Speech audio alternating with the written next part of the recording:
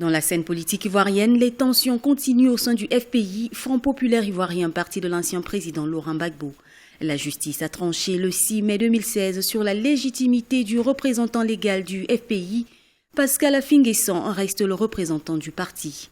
Malgré les recours juridiques de la tendance Abdrahamane Sangaré, la décision de la Cour reste sans appel.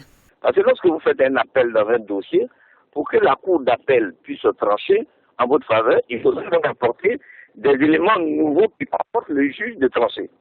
Mais dans le cas d'espèce, je pense que le tribunal de Bouaké, en s'appuyant sur les faits, rien que les faits qui ne sont peut-être pas nouveaux, a dû donc confirmer le premier jugement.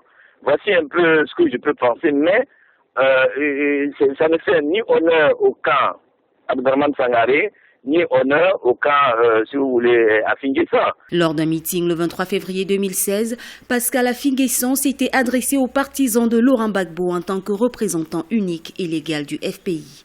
Le 29 février, il a signé en justice Abdrahamane Sangaré pour usurpation du titre de président du FPI.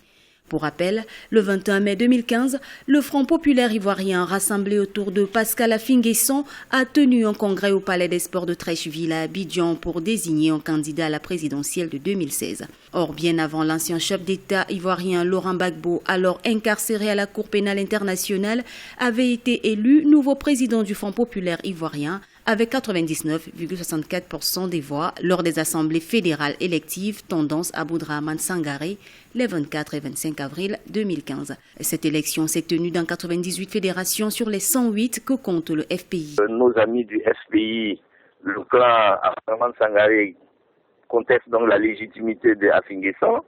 Ils sont passés devant les tribunaux.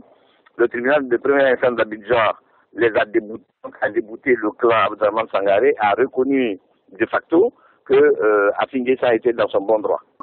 Bon, moi je pense que c'est une affaire personnellement que je trouve un peu déplorable pour des gens qui, eux tous, ont travaillé avec l'ancien président Laurent Gbagbo. La décision de la justice ivoirienne confirme le rejet de la candidature de l'ex-chef d'État Laurent Gbagbo à la tête du parti.